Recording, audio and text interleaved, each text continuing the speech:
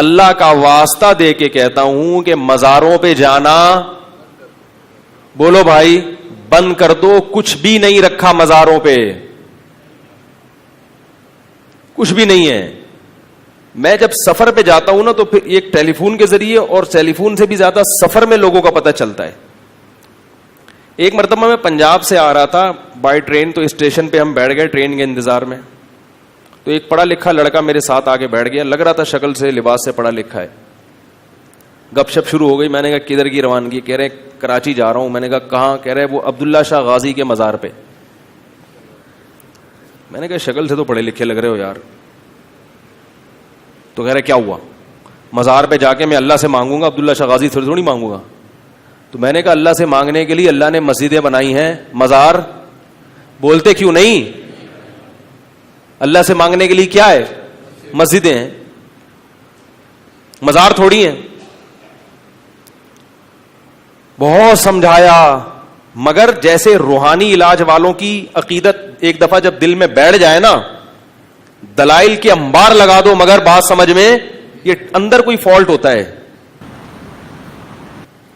استخارے کا ایک دفعہ تصور دماغ میں بیٹھ گیا نا, پھر بھی استخارہ کرے گا جو اپنے طریقے سے. ایک تو سنت استخارہ ہے نا جو میں بولتا رہتا ہوں, ایک غلط استخارہ ہے جس میں کچھ نکلتا ہے. کتنا چیخ چیخ کے تھک گئے کہ بھائی یہ استخارے نہیں ہے اسلام میں. کل ایک خاتون آئی بڑی عمر کی کہ میری بیٹی کی شادی تھی تو وہ لڑکے کا رشتہ آیا, میں نے استخارہ نکالا اس میں کالا آیا ہے.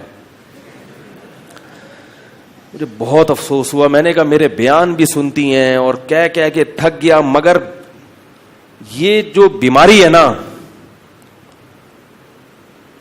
یہ جو بیماری ہے نا ایک دفعہ استخارے کی, روحانی علاج کی, جن چڑیل بھوت کی, جادو ٹونے کا وہم,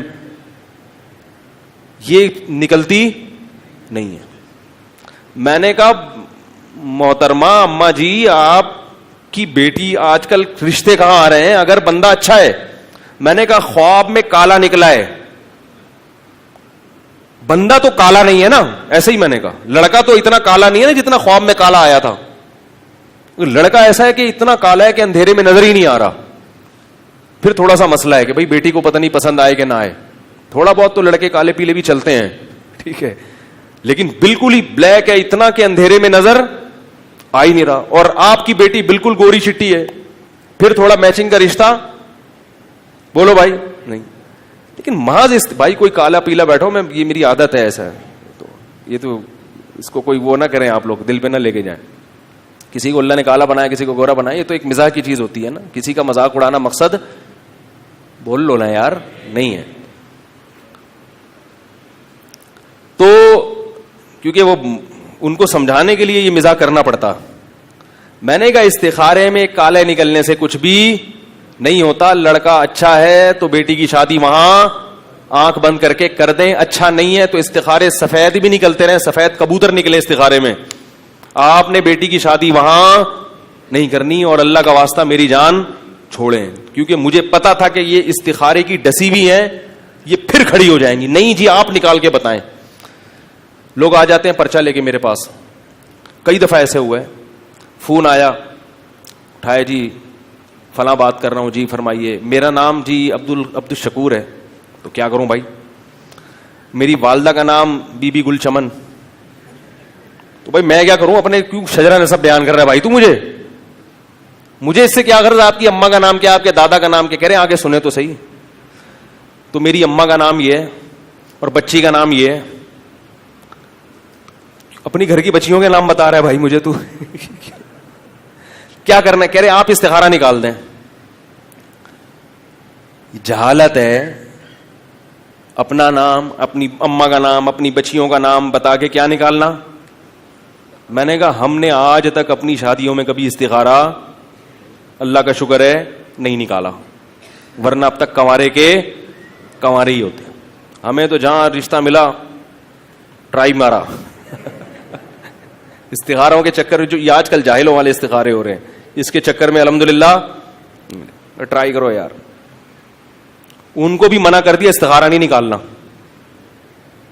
لڑکی والوں کو بھی سختی سے کیا بول دیا؟ نہیں نکالنا.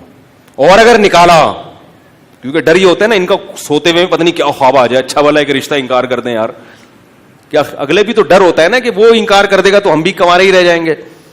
ان کو سختی سے منع کیا استخارہ نہیں نکالنا, لیکن اگر ان کی سمجھ میں نہیں آیا جیسے کہ نہیں آتا تو پھر ان کو بولا کہ ہمارا جو استخارہ ہے نا میرا والا بہت طاقتور ہے, اس میں یہ نکلا ہے کہ ان لوگوں کا اگر نیگیٹو بھی آئے تو پھر بھی یہی کرنا ہے. استخارے میں یہ نکلا ہے, سمجھ میں آ رہی ہے بات, کہ ان کا استخارہ اگر نیگیٹو بھی آیا تو مجھے جو استخارہ آیا ہے اس میں یہ آیا ہے کہ اس کی پرواہ نہیں کرنا, اور ان کو بتا دینا کہ آپ نے بھی کیا کرنا ہے, یہی کرنا.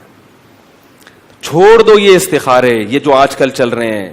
یاد رکھو جو شریعت کے آدھے حکم کو لیتا ہے وہ خود بھی برباد ہوتا ہے اور لوگوں کو بھی برباد کرتا ہے. ہمارے نبی کی سیرت دیکھا کرو, اس پر میرے بہت بیانات ہو چکے ہیں, میں زیادہ نہیں جاتا. تو یہ روحانی کا ایک دفعہ دماغ میں خناس بھر جائے, کسی نے کچھ کر دیا, یہ ہو گیا, فلانا ہو گیا, اور یہ مزاروں کا ایک دفعہ دماغ میں بیٹھ جائے تو انسان مسجد سے کیا ہوتا ہے, یہ مزاروں پہ جانے والے اکثر مسجدوں کے نہیں ہوتے. آپ صلی اللہ علیہ وسلم نے فرمایا 7 آدمی اللہ کے عرش کے سائے میں ہوں گے قیامت کے دن, ان میں ایک وہ رجل قلبہ معلق بالمساجد, وہ شخص جس کا دل مسجد میں اٹکا ہوا ہو. یہ نہیں کہ جس کا دل مزار پہ بولتے کیوں نہیں اٹکا ہوا ہو, یہ نہیں فرمایا آپ صلی اللہ علیہ وسلم, مسجد میں اٹکا ہوا ہو. اور یہ بھی یاد رکھو جو مزاروں پہ جانے والوں کے جن چڑیل بھوت اترتے ہیں, بعض لوگ یہ بھی کہتے ہیں مزار پہ کہتے ہیں جن اتر گیا, تو چڑھتا بھی وہیں سے ہے. نہیں آ رہی بات. جن کو پتا ہوتا ہے یہ کمبخت وہاں جائے گا, اس لیے جن چڑھ جاتا ہے تاکہ یہ وہاں جائے تو میں اتر جاؤں اور اس کا عقیدہ مزار سے پکا ہو جائے.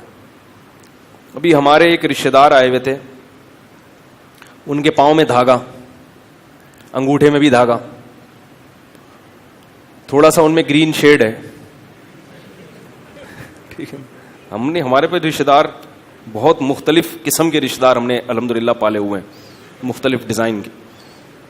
جب خاندان بڑا ہوتا ہے نا تو یہ بھی آدمی کی مینٹل اپروچ اونچی ہوتی ہے, اس کو ہر قسم کے رشتے داروں سے واسطہ پڑتا ہے. تو ان کے دھاگے, ان کے گھر میں سب ایسے ہی, کسی کے انگلی پہ دھاگا, کسی کے یہاں, کسی کی امام ضامن, کسی کے پتہ نہیں کیا کیا بندہ رہتا ہے. تو میں نے ان سے کہا, میں نے کہا آپ کو میں 15 سال سے دیکھ رہا ہوں ان دھاگوں میں لپٹا ہوا ہے, آپ کے مسائل حل ہوئے؟ ایک مسئلہ کھڑا نہیں ہوتا دوسرا شروع ہو جاتا ہے. اور میں نے کہا اللہ کا فضل ہے, اللہ نظر بد سے بچائے, کبھی مجھے دیکھا کوئی دھاگا بندھا ہوا؟ ہمیں تو جب گھر میں دھاگے کی بھی ضرورت ہوتی بھی ہے نا, کوئی کام سلائی کے لیے, تو وہ بھی نہیں مل رہا ہوتا, دھاگے ہی نہیں شارٹ ہیں, جو ضروری دھاگے ہیں وہ نہیں ملتے ہمیں. تو میں نے کہا آپ نے کبھی ہمیں دیکھا؟ اور میں نے کہا ہمارے مسائل بھی آپ سے زیادہ ہیں, آپ کا صرف ایک مسئلہ ہے, ہمارے مسئلے کتنے ہیں؟ 3 بڑے بڑے مسائل ہم نے رکھے ہوئے ہیں, اور ایسے مسئلے ہیں جو کبھی حل, بھائی سمجھ رہے ہو نا, یہ مسئلہ کبھی حل ہو سکتا ہے؟ وہ ایک آدمی نے اپنے ابا سے پوچھا نا کہ ابو یہ ہر آدمی شادی کر کے پچھتاتا ہے تو پھر کرتا کیوں ہے؟ انہوں نے کہا بیٹا عقل بادام کھانے سے نہیں آتی, ٹھوکریں کھانے سے آتی ہے. سمجھ رہے ہیں, عقل کس سے آتی ہے؟ ٹھوکریں کھانے سے آتی. تو میں نے کہا ہمارے الحمدللہ تو نہیں کہنا چاہیے بلکہ کہنا چاہیے, میں نے کہا ہمارے مسائل آپ سے زیادہ, وسائل آپ سے کم. مسائل زیادہ اور وسائل آپ سے کم, آپ کے مسائل کم اور وسائل ہم سے زیادہ, پھر بھی آپ پریشان ہو. اللہ کا فضل ہے ہمارے مسائل حل ہو جاتے ہیں, ہمارے دعا سے حل ہو جاتے ہیں الحمدللہ. ہمارے کس سے حل ہو جاتے ہیں؟ ہمیں کسی دھاگے کے اور یہ امام ضامن اور یہ کسی مزار پہ جانے کی ضرورت نہیں. اور اگر پھر بھی کوئی مسئلہ حل نہ ہوا تو اللہ نے کب کہا ہے کہ سارے مسئلے تمہارے دنیا میں حل ہو جائیں گے؟ یار